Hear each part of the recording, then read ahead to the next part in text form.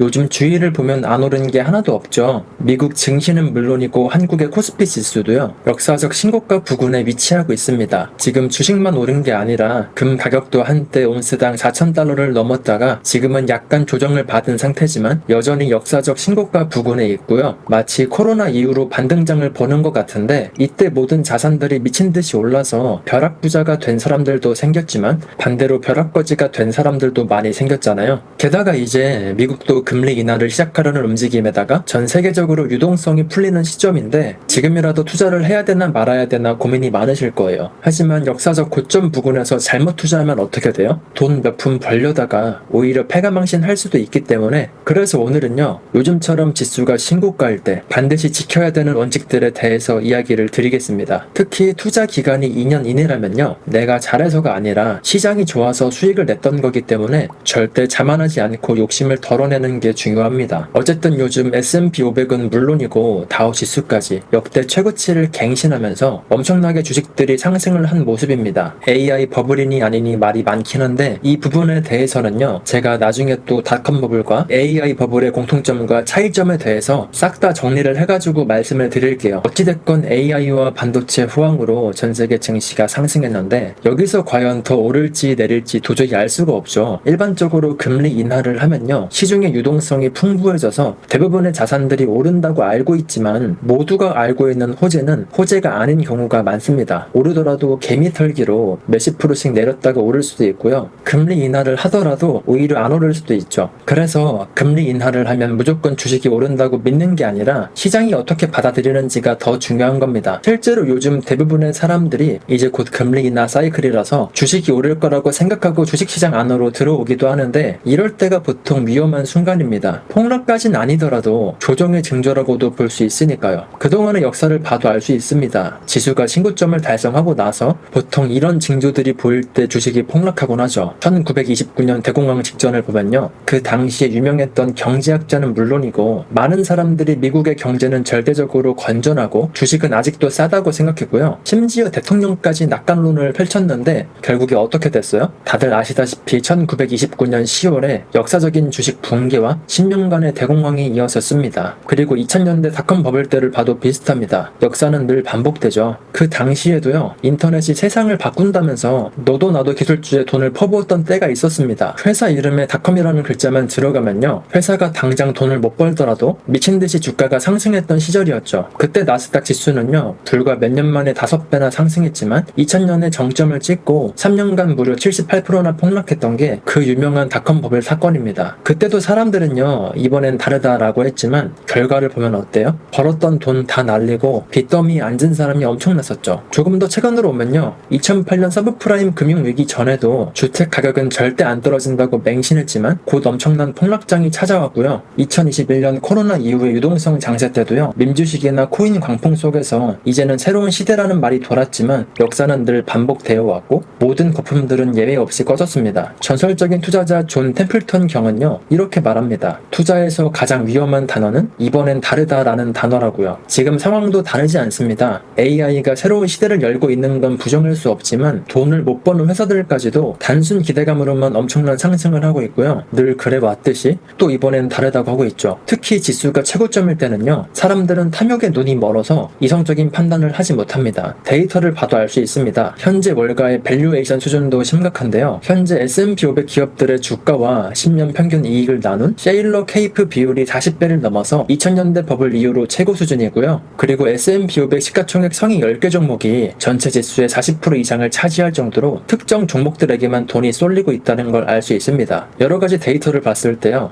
AI 기업들 위주로 기술주 강풍이 불고 있는 게 2000년대 닷컴 버블 때랑 어느 정도 판박이인데 결국에 하락장은 반드시 찾아오게 되어 있습니다. 대신에 그게 언제인지 어떤 이유로 변곡점이 될지는 아무도 모르는 거죠. 근데 그렇다고 해서 투자를 안 하는 선택을 하는 게 아니라 욕심을 덜어내고 나만의 투자 원칙과 기준을 세우고 시장에 계속해서 참여하는 게 더 중요하다는 거예요. 사람이 언젠간 죽는다고 해서 지금 당장 열심히 사는 게 의미가 없는 게 아니잖아요. 모든 사람들은 어차피 죽지만 주어진 인생에 최선을 다해서 살면서 성과도 내고 자식도 낳고 씨를 뿌리고 죽는 건데 우리가 투자하는 모든 자산들도 언젠가는 조정과 하락이 온다고 해서요. 아예 투자를 안 하는 선택을 하는 건 바보 같은 선택이라는 거죠. 그래서 투자 경험이 별로 없으신 분들이라면 참고할 수 있는 투자 원칙이 있어서 소개를 해드리려고 해요. 바로 인덱스 펀드의 아버지라고 불리는 잭 보글의 투자 원칙인데요. 지금같이 시장이 최고점에 있더라도 장기적으로 투자로 성공하기 위한 5가지 원칙을 지금부터 소개를 해드리겠습니다. 우선 첫 번째 원칙은요. 투자는 반드시 해야 된다는 겁니다. 지금 시장이 너무 올랐다고 겁먹고 현금만 들고 있는 게 오히려 장기적으로 더 리스크라는 거예요. 왜냐면 인플레이션과 기회비용 손실로 현금의 가치는 꾸준히 떨어지기 때문이죠. 물론 전략적으로 대응을 하기 위해서 현금을 어느 정도 들고 있는 건 상관이 없지만 무서워서 시장에 아예 참여하지 않는 게 장기적으로 봤을 때 시장 변동성의 위험보다 훨씬 더 리스크가 크다는 겁니다. 실제 데이터를 봐도 알 수 있는데요. 1980년 이후 거의 모든 해에 S&P 500 지수는요. 평균 13.7% 정도 하락을 했지만 대부분은 플러스로 마감을 했습니다. 한마디로 시장은 단기적으로 변동성이 있을지 몰라도 결국에 우상향 해왔다는 거죠. 그래서 떨어질까봐 아예 안 한다는 선택이 장기적으로 손해를 볼 가능성이 더 크다는 거예요. 대신에 투자를 하더라도요. 내가 시장을 이길 수 있다고 착각해서 무리하게 올인하거나 자주 샀다가 팔았다면요. 오히려 안 하는 것만도 못할 수도 있습니다. 저도 제가 투자를 처음 할 때는요. 처음에는 샀다 팔았다 단타 매매를 해도 돈이 잘 벌리니까 제가 남들보다 더 똑똑하고 투자를 잘 하는 줄 알고 착각을 했었는데 그러다가 하락장이 찾아오면서 많이 잃어보기도 하고 수업료를 내고 나니까 왜 트레이딩으로 버는 사람들이 극소수인지 알게 됐죠. 그리고 두 번째 원칙입니다. 최대한 장기 투자를 할수록 수익을 낼 확률이 압도적으로 높아진다는 건데요. 결국에 중요한 건 시장에 머무르는 시간이지 상승 타이밍을 재는 게 아닙니다. 데이터를 봐도 알 수 있습니다. 1892년부터 2024년까지 1년 단위로 보면요. 주식 수익률은 마이너스 37%에서 플러스 53%까지 들쑥날쑥했지만요. 10년 동안 보유를 했을 때 손실을 볼 확률은 크게 줄어들었고요. 20년 동안 보유했을 땐 어떤 기간도 마이너스가 없었죠. 그래서 너무 조급해하지 말고 긴 안목으로 꾸준히 투자하는 거, 이게 두 번째 원칙입니다. 그리고 세 번째는요. 미래 수익에 대해서 기대를 갖지만 동시에 언제든지 하락할 수 있다는 걸 인지하고 대응할 준비가 되어 있어야 된다는 겁니다. 아무리 좋은 주식을 내가 샀다고 해서 무조건 오른다고 생각하는 게 잘못됐다는 거죠. 결국에 오를 거라는 믿음만 있다면 내가 산 기업의 주식이나 자산이 이상한 게 아니라면 아무리 50%씩 하락을 하더라도 불안한 게 아니라 오히려 싸게 살 수 있는 기회가 돼서 더 설렙니다. 투자할 때 가장 위험한 게 감정적인 판단과 행동이죠. 시장이 상승한다고 해서 영원히 오를 것처럼 착각하거나 반대로 한번 폭락하면요. 영원히 끝난 것처럼 비관적으로 생각하는 걸 경계해야 됩니다. 역사적으로 모든 강세장에는 조정이 찾아왔고요. 모든 하락장 뒤에는 반등이 찾아왔는데요. 그래서 항상 최악의 시나리오를 머릿속에 그려두고 대비하는 습관을 들여야 된다는 거죠. 투자를 하다 보면요. 10% 하락 정도는 매년 겪을 수도 있고요. 30에서 40%짜리 폭락장은요. 투자를 하면서 몇 년에 한 번 올까 말까 한 기회라고 생각하면요. 오히려 마음이 더 편해요. 솔직히 이 정도도 감당 못할 거면 그냥 투자고 뭐고 은행에 적금드는 걸 추천드립니다. 대신에 중요한 건 뭐라고요? 하락이나 폭락하는 걸 두려워하거나 정확한 타이밍에 싸게 사려고 하지 말고 평정심을 유지하는 게 투자할 때 더 중요하다는 거죠. 그리고 네 번째 원칙입니다. 투자는 최대한 단순할수록 좋다는 겁니다. 특히 초보분들일수록 네 번째 원칙을 지키는 게 중요한데요. 요즘 별의별 투자 상품부터 시작해서 선물거래, 파생상품, 알고리즘 매매까지 진짜 다양한데 괜히 이상한 거에서 돈 날리지 말고요. 장기적으로 우상향 할 수 있는 기업을 매달 월급을 받을 때마다 몇 프로씩 꾸준히 모아 가겠다고 이런 식으로 단순하게 접근하면요. 오히려 장기 수익률이 훨씬 더 높아요. 우리가 투자를 하는 이유가 뭐예요? 빨리 부자가 되려고 하는 게 아니라 화폐 가치 하락을 방어하고 자산을 쌓고 불려가는 게 목적이잖아요. 그래서 자산 배분은 최대한 상식적으로 하고 종목 선정은 무난하게 하고 반드시 리스크 관리를 해야 되죠. 그리고 비용을 최소화하는 것도 중요합니다. 특히 요즘 ETF 투자하시는 분들 진짜 많죠. 지수를 추종하는 ETF라고 해도 다 같은 게 아니라 수수료와 세금 같은 보이지 않는 비용이 진짜 천차만별인데 이런 것도 나한테 맞는 게 어떤 건지 알아보고 투자해야 됩니다. 그리고 다섯 번째 원칙입니다. 무슨 일이 일어나더라도 내가 세웠던 투자 원칙과 계획을 끝까지 지켜야 된다는 겁니다. 사실 이게 듣기에는 별거 아닌 것 같아도요. 이게 가장 힘든 원칙입니다. 그만큼 한 번 세운 원칙을 끝까지 지키는 사람이 별로 없다는 건데 시장 상황은 항상 변하고 온갖 뉴스와 소문을 들으면요. 괜히 팔고 싶어지고 나도 모르게 흔들리잖아요. 특히 요즘같이 지수 최고점 부근에서는요. 이제 곧 폭락할 거라거나 이번엔 달라서 더 간다는 뉴스들이 넘쳐나죠. 하지만 이런 사소한 거 하나하나에 흔들리면요. 절대 투자로 돈 못 법니다. 어쩌다가 몇 번 운 좋게 수익을 낼 수 있어도요. 나중엔 결국 시장에 다 반납하게 되어 있죠. 팔 사람은 팔고 살 사람은 사겠지만 나는 내 갈 길을 간다는 심정으로 만약에 본인이 정해둔 원칙이 있다면 최대한 그 원칙을 지키는 게 중요합니다. 실제로 미국의 한 투자 리서치에 따르면요. 지난 30년 동안 시장이 가장 좋았던 시기를 놓쳤을 경우 수익률이 반토막 났었고요.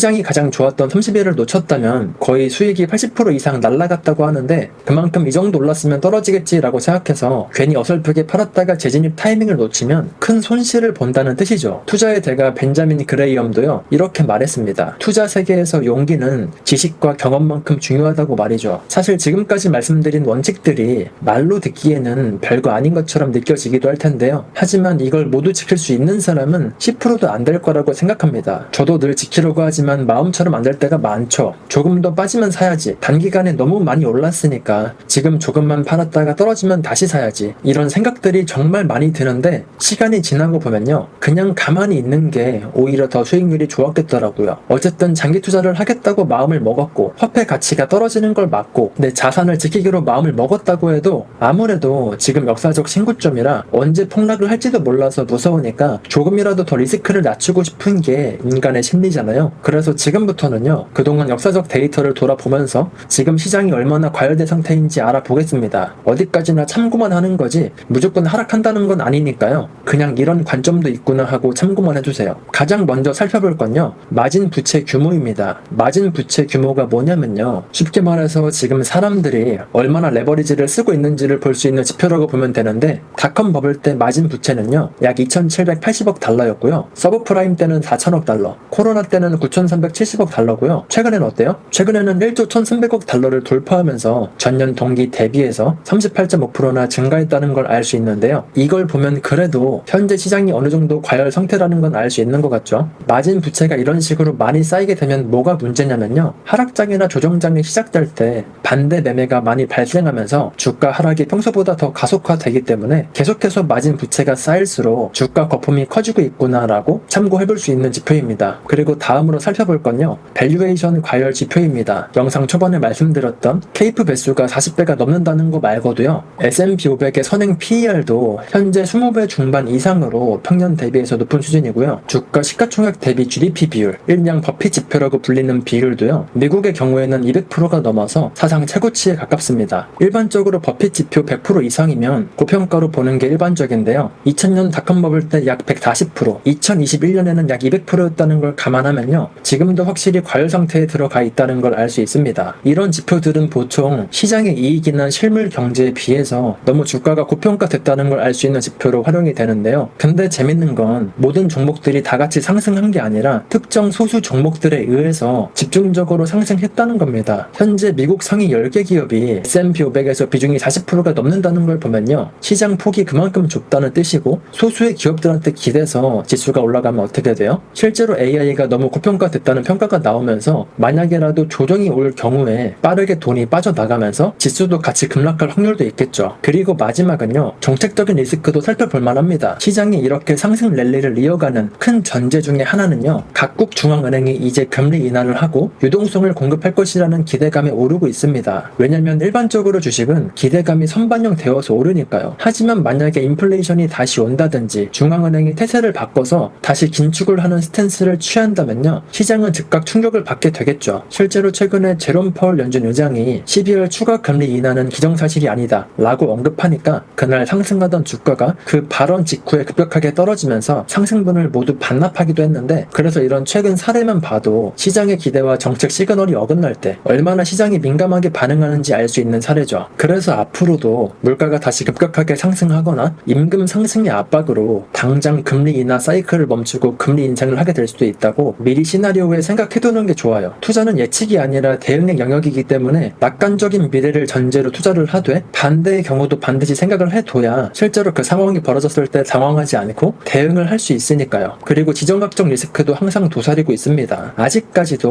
우크라이나 러시아 전쟁이 끝나지 않고 지속되고 있고요. 중동 지역 분쟁이나 중국의 대만 위협 등등 이런 것들도 여전히 리스크로 남아있죠. 만약에 전쟁이 더 확대된다면 유가 급등은 물론이고요, 세계 경제에 충격을 줄 수 있습니다. 최근에 관세 이슈로 시장이 출렁했던 적이 있던 것처럼 항상 언제든지 어떤 이유로든 시장이 하락할 수 있으니까요, 일정 부분을 현금으로 들고 있다가 그런 순간이 왔을 때 좋은 자산을 싸게 분할 매수로 담아가는 게 가장 이상적인 시나리오라고 생각합니다. 그래서 시장이 갑작스럽게 떨어지면 현금이 아무리 쓰레기라고 하지만 어느 정도 현금을 들고 있는 것도 위기 대응을 하기 위한 좋은 수단이 되기도 하죠. 이렇게 해서 지금까지 지수가 신고점일 때 어떤 마음가짐으로 투자를 해야 되는지, 있는지, 그리고 시장이 너무 과열됐다는 신호는 어떤 게 있는지 알아봤습니다. 사실 주식을 쌀 때 사서 비쌀 때 판다는 건 모두가 알고 있지만 그게 마음대로 되지가 않잖아요. 근데 지금은 주식이 쌀 때도 아니고 비쌀 때니까 이럴 때일수록 냉정하게 시장을 바라보고 나만의 원칙을 세우는 게 중요하겠죠. 감정적인 사람은 돈 벌기가 힘든 곳이 투자 시장이라고 생각해요. 모두가 돈을 벌고 있을 때 나만 소외될까봐 무섭고, 남들이 이번엔 다르다고 할 때 거기에 동요되는 사람이라면, 남들한테 지금 뭐 사야 되냐고 물어보고 다니는 사람이라면 투자 같은 거 하지 마시고 그냥 은행에 적금드는 게 훨씬 수익률이 좋을 거예요. 근데 요즘 시대는 어때요?